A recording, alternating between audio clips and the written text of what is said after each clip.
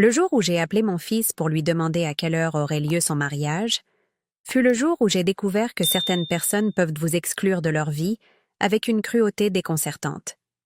Je m'appelle Jacqueline, j'ai 68 ans, et j'habite Lyon depuis toujours. Veuve depuis 8 ans, j'ai passé ma vie professionnelle à la poste, où j'ai gravi les échelons jusqu'à devenir responsable d'un bureau de quartier. Mes collègues disaient souvent que j'étais une femme de principe, quelqu'un sur qui on peut compter. Avec mon salaire de fonctionnaire et quelques économies bien gérées, j'ai pu acheter 3 petits appartements au fil des années, mon assurance pour la retraite. Mon fils Julien, 32 ans, travaille dans le marketing digital. Il vit avec Léa depuis 4 ans, une jeune femme de 28 ans qui se présente comme influenceuse mode de vie. Ils ont un petit garçon adorable, Louis, qui vient d'avoir 4 ans et qui est la lumière de ma vie. Depuis le début de leur relation, j'ai toujours soutenu cette petite famille. Quand Louis est né, j'ai payé la crèche privée. Quand ils ont eu des difficultés de fin de mois, j'ai discrètement glissé quelques centaines d'euros. Quand leur voiture est tombée en panne, j'ai financé les réparations. Pas par obligation, mais par amour pour mon fils et mon petit-fils. Ce mardi matin de novembre, je buvais tranquillement mon café en regardant les feuilles d'automne tomber dans la cour de mon immeuble quand j'ai décidé d'appeler Julien. Il parlait de mariage depuis des mois et j'avais hâte de connaître les détails de la cérémonie. « Allô ?» La voix de Léa a répondu, légèrement agacée. « Bonjour Léa, c'est Jacqueline. Julien est là? Je voulais savoir à quelle heure est prévue la cérémonie samedi. » Un silence s'est installé. Puis, avec un ton que je ne lui connaissais pas, froid, presque méprisant, elle a lâché. « Oh, le mariage? Nous nous sommes mariés hier à la mairie. C'était juste pour les personnes spéciales. » J'ai senti mon cœur se serrer. « Comment ça, hier? » « Eh bien oui, hier. Un petit mariage civil, très intime. Juste la famille proche et les amis qui comptent vraiment. » La famille proche. Les amis qui comptent vraiment. Moi, sa belle-mère, celle qui les aidait financièrement depuis 4 ans, je n'étais donc ni l'un ni l'autre. Et Julien est là? Ai-je réussi à articuler, la gorge nouée? Il est sous la douche. Je lui dirai que vous avez appelé. Au fait, vous pourriez transférer l'argent pour l'appartement plus tôt ce mois-ci? On a des frais supplémentaires avec le mariage. Elle a raccroché avant que j'aie pu répondre. Je suis restée là, le téléphone à la main, essayant de comprendre ce qui venait de se passer.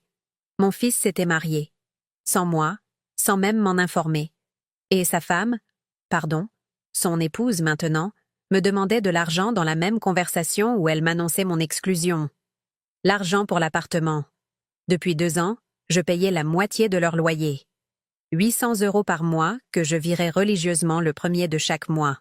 Ils me l'avaient demandé temporairement, le temps que Julien trouve un meilleur poste et que Léa développe son activité d'influenceuse. Le temporaire durait maintenant 24 mois. J'ai repensé à tous ces moments où j'avais senti quelque chose d'étrange dans l'attitude de Léa. Ses regards en coin quand j'arrivais chez eux. Sa façon de répondre par monosyllabes quand je lui parlais. Comment elle changeait de sujet quand j'évoquais mes années à la poste ou ma jeunesse modeste. Je m'étais dit que c'était de la timidité, qu'elle avait besoin de temps pour s'habituer à moi. Quelle naïve j'étais. Mon téléphone a sonné. Julien. Maman? Léa m'a dit que tu avais appelé. Félicitations pour ton mariage, mon fils. Ma voix était calme. Trop calme. Écoute, maman. C'était une décision de dernière minute. Très simple, juste nous deux avec les témoins. On voulait éviter les complications. Quelles complications veux-tu dire, Julien? Il a hésité. Tu sais, organiser quelque chose de plus grand, s'occuper des invitations.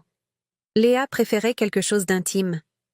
Quelque chose d'intime, sans sa belle-mère, mais avec ses amies blogueuses qu'elle connaissait depuis 6 mois. Je comprends, ai-je dit. Dis-moi, vous êtes heureux? Oui, très heureux. Et Louis était adorable. Il a porté nos alliances. Mon petit-fils était là. Mon petit-fils, que j'emmenais au parc tous les mercredis, qui m'appelait « Mamie Jacqueline » et qui adorait que je lui lise des histoires. Lui aussi était présent à ce mariage dont j'étais exclue. C'est merveilleux, Julien. Profitez bien de cette période. Après avoir raccroché, Je me suis levée et j'ai regardé le virement automatique que j'avais programmé pour le lendemain. 800 €, plus les courses que je faisais parfois, les cadeaux pour Louis, les dépannages occasionnels. En 4 ans, j'avais dû leur avoir donné plus de 40 000 €. Pour des gens qui ne me trouvaient pas assez bien pour assister au mariage de mon propre fils. J'ai annulé le virement. Les jours suivants ont été étranges. J'oscillais entre la colère et une tristesse profonde que je n'arrivais pas à expliquer. Ce n'était pas seulement d'avoir raté le mariage, c'était la réalisation que j'avais été délibérément exclue, jugée indigne de participer au bonheur de mon fils. Le vendredi soir, ma voisine Brigitte a frappé à ma porte avec son habituel sourire chaleureux et une tarte aux pommes encore chaude. « Jacqueline, j'ai vu les photos du mariage de Julien sur Facebook. Comme c'était beau. Mais je ne t'ai pas vu dessus? Tu étais malade? » Mon sang s'est glacé. « Les photos? Oui, sa femme. Léa, c'est ça? Elle a publié tout un album hier. Attendez. » Elle a sorti son téléphone.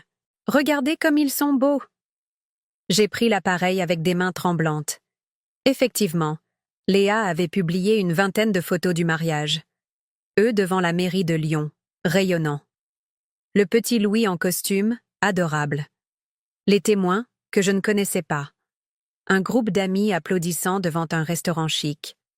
Une table dressée pour une quinzaine de personnes dans ce qui semblait être un établissement coûteux. 15 personnes. Pas un mariage intime de dernière minute.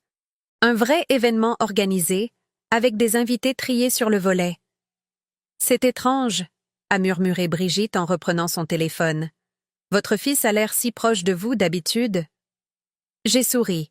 Ce sourire que j'avais perfectionné pendant 40 ans de service public quand il fallait rester professionnel malgré les clients difficiles. Oh, vous savez, les jeunes couples préfèrent parfois l'intimité. Je respecte leur choix. Mais cette nuit-là, je n'ai pas dormi. J'ai relu chaque commentaire sous les photos de Léa. Ses amis la félicitaient. Enfin, vous êtes parfaits ensemble. Vivement la vraie fête. La vraie fête? Il y aurait donc une autre célébration?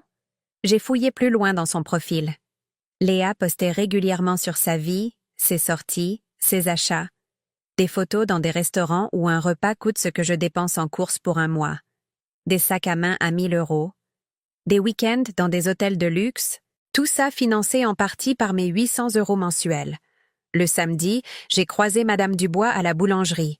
C'est une femme bavarde qui connaît tout le quartier. « Ah, Jacqueline, j'ai entendu dire que votre fils s'était marié. Comme c'est merveilleux. »« Oui, cette semaine. Et vous devez être si fière. Il a l'air d'avoir si bien réussi, ce garçon. Sa femme aussi, toujours si élégante quand je la vois. Si bien réussi, si élégante, avec mon argent. » Le dimanche matin, Julien m'a enfin appelé. « Maman? Tu vas bien? Tu es un peu distante ces derniers jours. »« Je vais très bien, Julien. Comment se passe votre lune de miel? »« On n'est pas parti. On reste à Lyon ce week-end. »« Écoute, pour le virement de ce mois, il n'est pas encore arrivé? » Voilà. On y était. « Le virement? » « Oui, pour l'appartement. D'habitude, tu le fais le 1er, on est le 5. » Léa s'inquiète. Léa s'inquiète. Léa, qui m'avait exclue de leur mariage, s'inquiétait pour mon argent. Oh, j'ai dû oublier avec toute cette émotion du mariage. Je m'en occupe? Merci, maman. Au fait, on pensait organiser une petite fête pour présenter Léa comme mon épouse à la famille élargie, dans quelques semaines. Tu seras invitée, bien sûr. Une fête pour présenter Léa comme son épouse. Après le mariage où j'étais indésirable, je serais maintenant autorisée à rencontrer la nouvelle mariée devant la famille élargie, comme si j'étais une connaissance lointaine qu'on présente en société. C'est une excellente idée, Julien.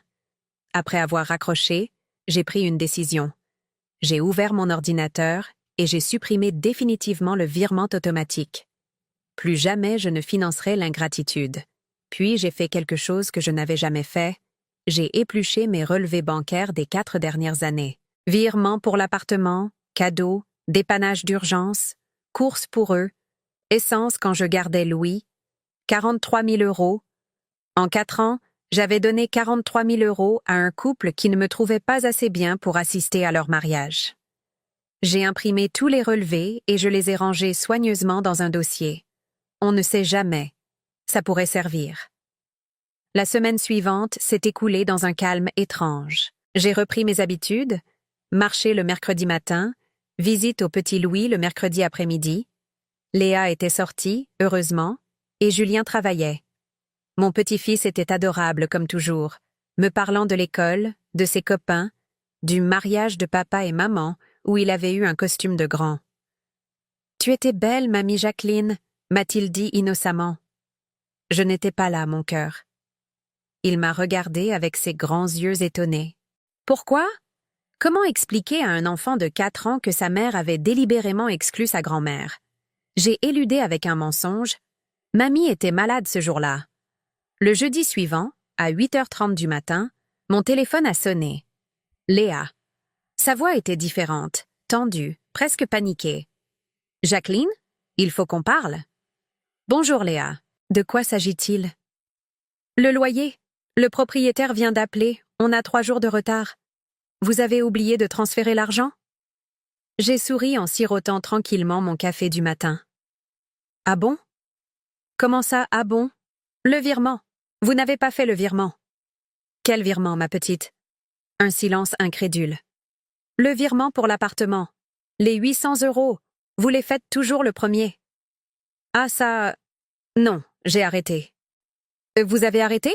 Mais pourquoi? » J'ai pris mon temps avant de répondre, savourant ce moment. « Eh bien, vous m'avez dit l'autre jour que le mariage était réservé aux personnes spéciales. J'en ai déduit que je ne faisais plus partie de la famille. Donc pourquoi continuerais-je à payer pour des gens qui ne me trouvent pas, comment dire, assez bien? Mais ce n'est pas pareil. » Sa voix montait dans les aigus. C'était juste... Enfin, vous comprenez bien que... Ah, que quoi, Léa? Que le mariage, c'était notre moment à nous.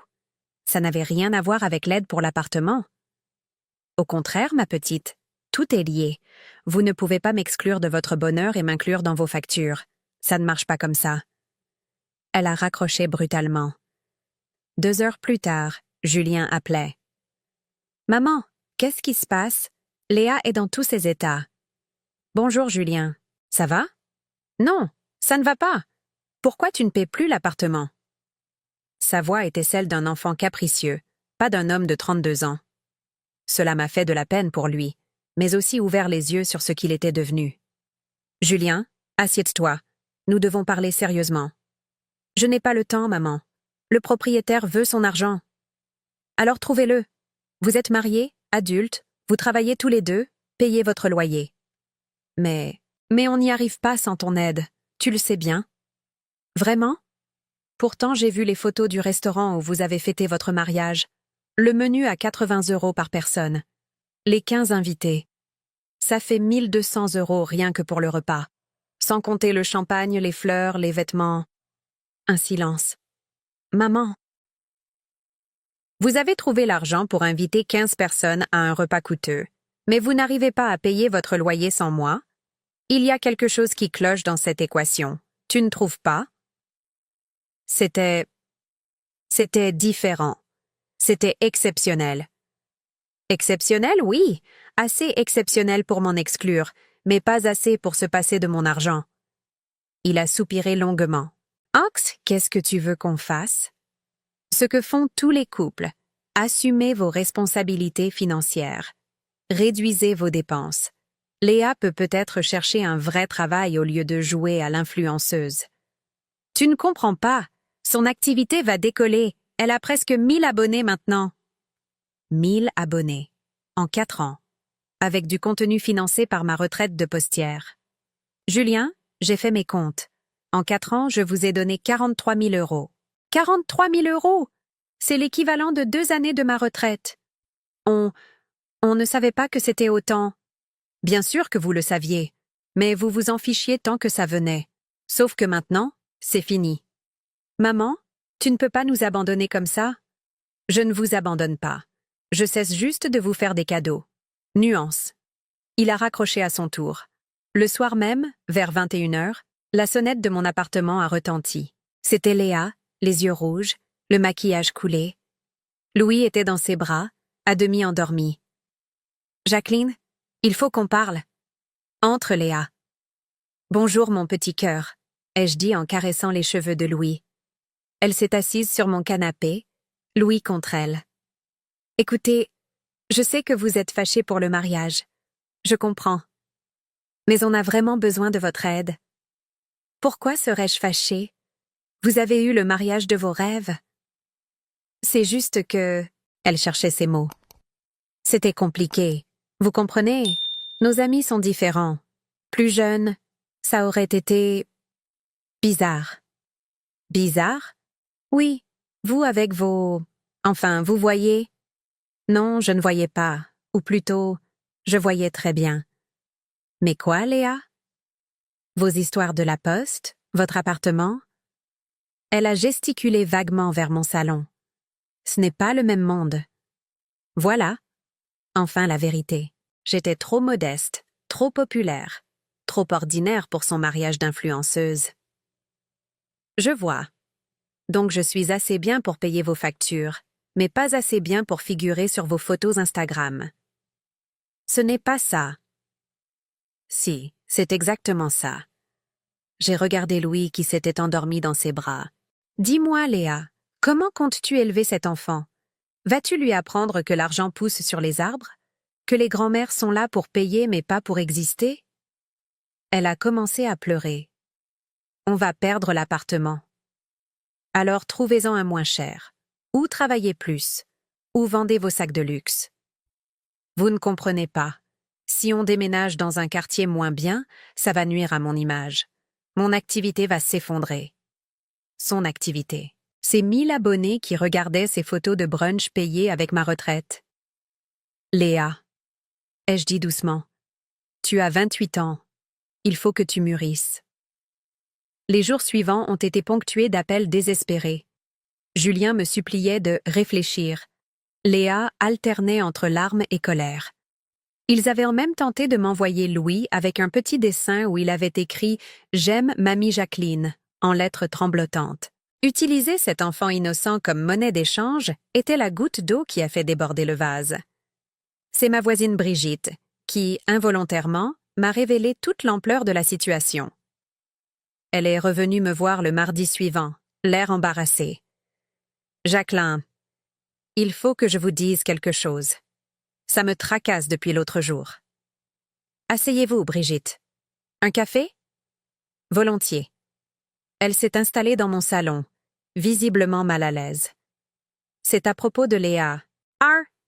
Qu'est-ce qu'elle a fait? » « Eh bien, j'étais chez ma fille hier, et elle m'a montré quelque chose sur Instagram.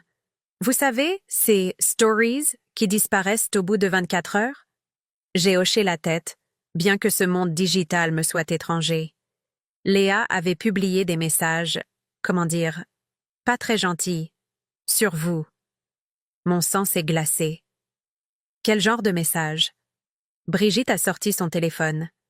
Ma fille a fait des captures d'écran parce qu'elle trouvait ça choquant. Regardez. Sur l'écran, je pouvais voir des photos de Léa dans sa cuisine avec du texte en surimpression. Quand ta belle-mère de 70 ans te demande pourquoi elle n'était pas au mariage, comment lui dire qu'elle aurait ruiné l'ambiance avec ses histoires de la poste et ses vêtements qui habillent? Plus bas, une autre story. Les belles-mères qui pensent qu'elles ont leur mot à dire sur votre mariage juste parce qu'elles donnent du fric? Ma chérie, ton rôle c'est de donner, pas de commenter. Et encore, elle m'a dit qu'elle arrêtait de payer l'appart. On va voir combien de temps elle tient avant de craquer. Elle ne peut pas vivre sans son petit-fils. Je me suis levée brusquement, le téléphone tremblant dans mes mains. 68 ans, pas 70. Des histoires de la poste, des vêtements qui habillent. Il y en a d'autres, a murmuré Brigitte. Ma fille l'était outrée. Elle dit que cette fille n'a aucun respect. Ah? J'ai rendu le téléphone et me suis dirigée vers la fenêtre pour cacher mes larmes de rage. 4 ans. 4 ans à les aider, à garder Louis, à être présente. Et voilà comment elle parlait de moi à ses centaines d'abonnés. Jacqueline. La voix de Brigitte était douce. Cette fille ne vous mérite pas. Ce soir-là, j'ai pris une décision. J'ai appelé mon notaire, Maître Durand, un homme de confiance qui gérait mes affaires depuis des années. Jacqueline, comment allez-vous? Très bien, maître. J'aurais besoin de vérifier quelque chose concernant mes propriétés. L'appartement rue Garibaldi, vous vous souvenez? Bien sûr, celui que vous avez acheté il y a 6 ans. Un bon investissement. Pouvez-vous me rappeler qui sont les locataires actuels? Un bruit de page contourne. Voyons. Julien Moreau et... Ah, il y a eu un changement récemment. Léa Moreau s'est ajoutée au bail après leur mariage. Ah, mon cœur s'est arrêté. Pardon? Oui, ils ont fait la démarche la semaine dernière. Bail conjoint. C'est votre fils et sa femme, si j'ai bien compris? Ils nous ont dit que vous étiez d'accord. L'appartement rue Garibaldi, c'est bien celui où habite mon fils? Exactement. Rue Garibaldi, 3e étage. Vous ne le saviez pas? J'ai dû m'asseoir. Non. Non, je ne le savais pas. Attendez, il y a peut-être confusion. Laissez-moi vérifier. Nouveau bruit de papier. Non, c'est bien ça. Ils sont locataires de votre appartement depuis 2 ans et demi. Le loyer est de 900 € par mois. 900 € par mois. Ils me demandaient 800 € pour payer leur loyer. Dans mon appartement. Depuis 2 ans et demi, je payais pour qu'ils habitent chez moi, sans le savoir. Maître, ils ne peuvent pas avoir signé ce bail sans mon accord, si? Si, bien sûr qu'ils le peuvent. Vous êtes propriétaire, pas locataire. Ils sont vos locataires. D'ailleurs, maintenant que j'y pense, vous devriez avoir les loyers directement versés sur votre compte. Quel loyer? Eh bien, les 900 € mensuels? Attendez, laissez-moi vérifier les termes de la gestion. Un long silence. Jacqueline, il y a un problème. Le loyer devrait être versé automatiquement sur votre compte depuis le début. Si ce n'est pas le cas, ce n'est pas le cas. Alors, il y a eu détournement. Vos locataires ont encaissé les loyers sans vous les reverser. C'est très grave. J'ai raccroché dans un état second. Mon fils et sa femme habitaient dans mon appartement, encaissaient les loyers de mon appartement, et me demandaient en plus de l'argent pour payer ces mêmes loyers, depuis 2 ans et demi, 30 mois de loyer impayés, 27 000 €. Ajouté aux 43 000 € d'aide directe, cela faisait 70 000 €, presque 4 années de ma retraite. Et pendant ce temps, Léa se moquait de moi sur Instagram. Le lendemain matin, j'ai appelé Julien. « Maman? Écoute, on a trouvé une solution pour l'appartement, on va se débrouiller. » Julien, nous devons parler, immédiatement, chez moi.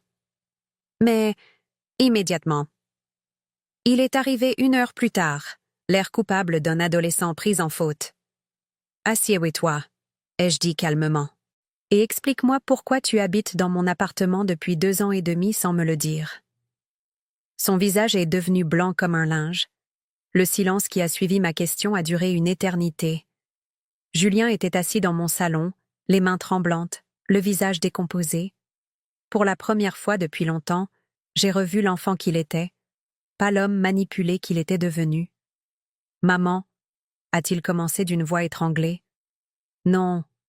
Cette fois, tu écoutes. Depuis 2 ans et demi, vous habitez dans mon appartement. Vous encaissez mes loyers, 900 € par mois. Et en plus, vous me demandez 800 € d'aide pour payer ce même loyer. Ça fait 70 000 € que vous m'avez volé. 70 000 €, Julien. » Il s'est pris la tête dans les mains. Ce n'était pas censé se passer comme ça. Ah non? Et comment c'était censé se passer? Au début, on ne savait pas que c'était ton appartement. L'agence nous a juste dit qu'il était disponible. Quand on a appris que c'était le tien, on a pensé que... Que quoi? Que tu serais contente qu'on habite là, près de toi, et que vous pourriez en profiter pour me voler? Non! Il a levé la tête brusquement. C'est Léa qui a eu l'idée de... Ah, de quoi?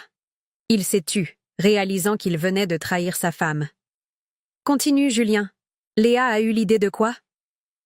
Elle a dit que tu étais riche, que tu avais plusieurs appartements, que tu ne te rendrais compte de rien, que ce serait juste une forme d'héritage anticipé. Héritage anticipé. 40 ans de travail à la poste, d'économie, de privation pour me constituer un petit patrimoine, et ma belle-fille appelait ça « héritage anticipé ». Et toi, qu'est-ce que tu en pensais? J'ai dit que ce n'était pas bien. Mais Léa disait que de toute façon, tout reviendrait à moi après ta mort, alors... Alors, autant commencer de mon vivant? Il a baissé les yeux, incapable de soutenir mon regard. Et les stories Instagram? Tu étais au courant? Quelles stories? J'ai sorti les captures d'écran que Brigitte m'avait imprimées et je les ai posées devant lui. En lisant, son visage est passé par tous les stades. Surprise, honte, colère. Elle a écrit ça? Lis jusqu'au bout. Quand il a fini, il avait les larmes aux yeux. Maman, je ne savais pas. Tu ne savais pas quoi? Que ta femme me méprise? Que pour elle je suis juste un portefeuille ambulant?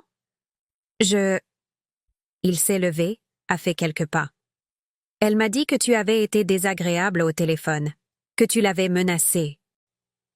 Et tu l'as cru, sans même me demander ma version? Il s'est rassis lourdement. Ces derniers mois, Léa dit que tu es devenue possessive, que tu veux trop contrôler notre vie, que tu utilises l'argent pour nous manipuler. J'ai éclaté de rire, mais c'était un rire amer. Ah, moi? Manipulatrice? Julien? Ouvre les yeux. Qui vous a exclu de son mariage tout en réclamant mon argent? Qui habite dans mon appartement en encaissant mes loyers? Qui se moque de moi sur les réseaux sociaux? Maman? Non, écoute-moi bien. Je vais te dire ce qui va se passer maintenant. J'ai sorti le dossier que j'avais préparé avec mon notaire. Première chose, vous avez 48 heures pour me verser les 27 000 € de loyers impayés. Mais on ne les a pas. Deuxième chose, si vous ne pouvez pas payer, je lance la procédure d'expulsion. En France, un propriétaire peut expulser des locataires qui ne paient pas, même si c'est sa famille. Tu ne ferais pas ça. Troisième chose, je garde Louis chez moi ce week-end. J'ai des choses à lui expliquer. Des choses vraies. Pas les mensonges que vous lui racontez sur pourquoi mamie Jacqueline n'était pas à votre mariage. Julien s'est levé brusquement. Tu n'as pas le droit de monter Louis contre nous. Contre vous?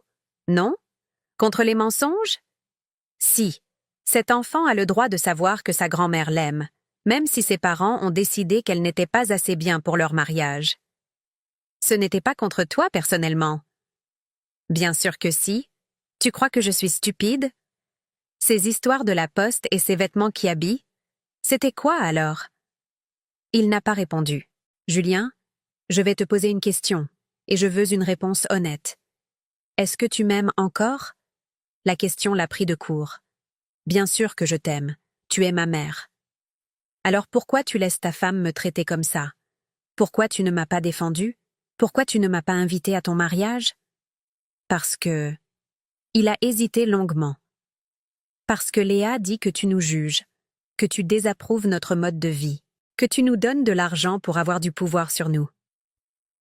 Et qu'est-ce que tu en penses, toi? Je ne sais plus. Cette réponse m'a fait plus mal que toutes les insultes de Léa.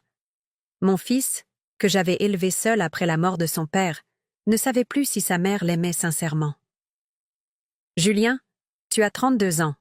Tu es père. Il est temps que tu décides qui tu es. Le mari de Léa ou le fils de Jacqueline.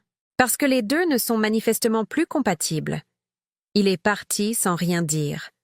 Le soir même, mon téléphone n'a pas arrêté de sonner. D'abord Léa, hystérique. Vous n'avez pas le droit de nous expulser. C'est de la vengeance. Puis Julien, suppliant. Maman, on peut discuter, trouver un arrangement. Puis encore Léa. Si vous nous jetez dehors, vous ne reverrez plus jamais Louis. Cette dernière menace a été de trop. J'ai décroché. Léa, assieds-toi et écoute-moi bien. Louis est mon petit-fils. En France, les grands-parents ont des droits de visite que même les parents ne peuvent pas supprimer sans décision de justice. Si tu tentes de m'empêcher de voir cet enfant, je vais non seulement vous expulser, mais aussi porter plainte pour chantage et manipulation d'enfants. Tu veux vraiment que tes stories Instagram soient lues devant un juge? Elle a raccroché. 2 heures plus tard, quelqu'un frappait à ma porte. Julien, seul, une valise à la main. « Maman, je peux dormir ici ce soir ?» Qu'est-ce qui s'est passé? Léa et moi, on s'est disputés. Elle dit que c'est ta faute, que tu montes la famille contre elle. Que si je prends ton parti, elle demande le divorce et emmène Louis. Je l'ai fait entrer et j'ai préparé du thé. Nous nous sommes assis dans la cuisine où je lui donnais son goûter quand il était petit. « Julien, ai-je dit doucement, est-ce que tu es heureux ?» Il a fondu en larmes. « Non, maman, je ne suis pas heureux. J'ai l'impression de ne plus savoir qui je suis. Léa veut toujours plus. Plus d'argent, plus de sorties, plus de luxe. Et quand j'essaie de dire quelque chose, elle me dit que je manque d'ambition, que je suis comme toi. Comme moi? Terre à terre, modeste, satisfait de peu. Et c'est mal? Non. » Il a levé la tête. « Non, ce n'est pas mal. Toi, tu étais heureuse, maman. Papa et toi, vous étiez heureux avec peu. Moi, j'ai l'impression de courir après quelque chose que je n'atteindrai jamais. » C'est à ce moment-là que j'ai compris que mon fils était lui aussi victime de Léa. Manipulé, culpabilisé, coupé de ses racines. « Qu'est-ce que tu veux faire? » Je ne sais pas. J'ai peur de perdre Louis. Julien, un père qui se respecte ne perd jamais ses enfants. Louis a besoin d'un papa équilibré, pas d'un papa qui vit dans le mensonge pour faire plaisir à sa femme. Il a dormi cette nuit-là dans sa chambre d'adolescent, celle que j'avais gardée intacte. Le matin, il était décidé. « Maman, je vais parler à Léa. Vraiment parler. Et je vais exiger qu'elle te présente des excuses. Pour tout. Et si elle refuse? Alors je prendrai mes responsabilités. » Les 3 jours qui ont suivi ont été déterminants. Julien est rentré chez lui, chez moi, techniquement, pour avoir cette fameuse conversation avec Léa. D'après ce qu'il m'a raconté plus tard, cela ne s'est pas bien passé. Léa a d'abord nié, puis minimisé, puis accusé Julien d'être manipulé par sa mère. Quand il lui a montré ses propres stories Instagram imprimées, elle a explosé. C'était de l'humour, les gens comprennent ça. Quand il a exigé qu'elle me présente des excuses, elle a répondu « Jamais. C'est elle qui doit s'excuser de nous menacer. » Le tournant est venu quand Julien lui a demandé de choisir. Soit elle acceptait de réparer ses torts et de construire une relation saine avec sa belle-mère, soit leur mariage était fini. « Tu ne feras jamais ça, » a-t-elle ri. « Tu n'en as pas le courage. Et puis, tu ne peux pas vivre sans Louis ?»« Regarde-moi bien, » a répondu Julien. Il a fait ses valises, pris Louis, et il est revenu chez moi. « Maman, on peut rester quelques jours? Le temps que je trouve un appartement ?» Voir mon petit-fils courir dans l'appartement en criant « Mamie Jacqueline » était le plus beau cadeau que je pouvais recevoir. Mais j'étais inquiète pour Julien. « Tu es sûre de toi? » Pour la première fois depuis longtemps, oui. J'ai appelé un avocat ce matin. Léa peut garder l'appartement si elle paie les loyers. Sinon, elle devra partir. Et pour Louis? Garde alternée. 1 semaine sur 2. L'avocat dit que c'est faisable. Léa a tenté plusieurs contre-attaques. D'abord, elle a publié sur Instagram une story larmoyante. Quand votre belle-mère détruit votre mariage par jalousie, mais cette fois, plusieurs personnes ont réagi négativement dans les commentaires. Brigitte m'a dit que sa fille avait écrit « Tu vis dans son appartement et tu la critiques ?» Franchement. Ensuite, elle a tenté de récupérer Julien en promettant de changer, de s'excuser, de tout arranger. Mais quand il lui a demandé de commencer par me téléphoner pour présenter des excuses sincères, elle a refusé net. Je ne m'abaisserai pas à ça. C'est elle qui a tout commencé en arrêtant de payer. Finalement, elle a joué sa dernière carte. Elle a appelé ses parents, qui habitent Marseille, pour leur dire que j'étais une belle-mère toxique qui avait manipulé son fils pour briser leur mariage. Ses parents ont débarqué à Lyon, prêts à en découdre.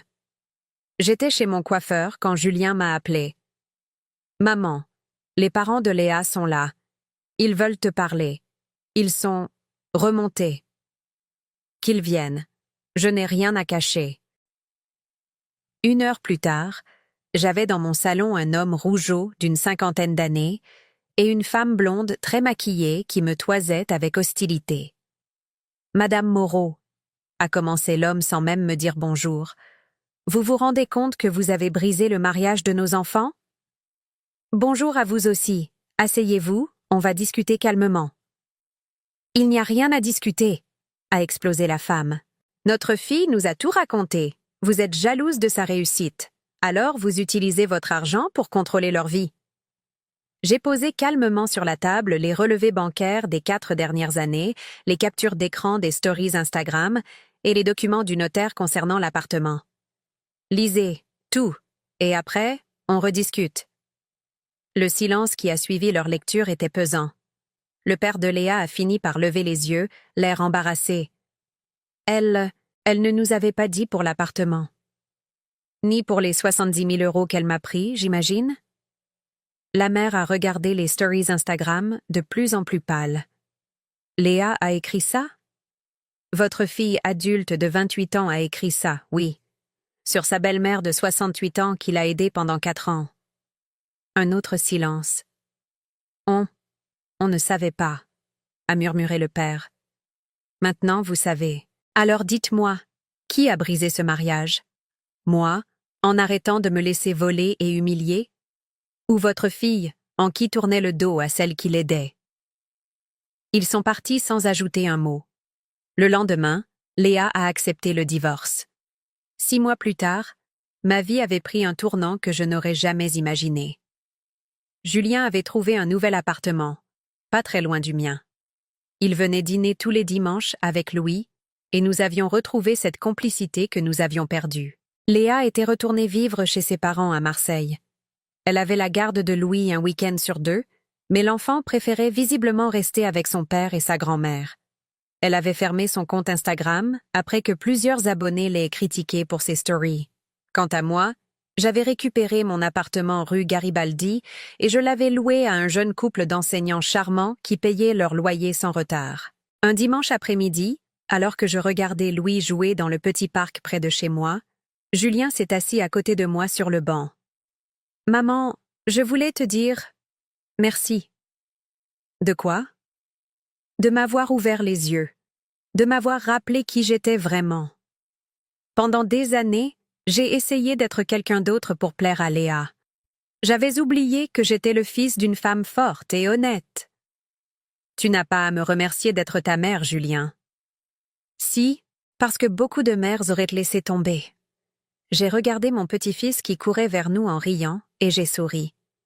Jamais. On ne lâche pas sa famille, même quand elle nous déçoit, même quand ça fait mal. Et Léa? Tu lui pardonneras un jour? J'ai réfléchi.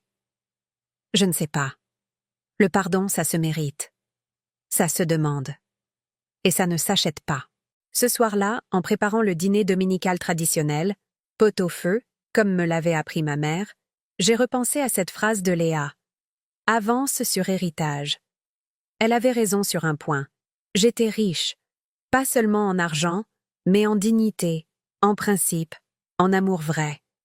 Et cette richesse-là, je la partageais volontiers avec ceux qui la respectaient.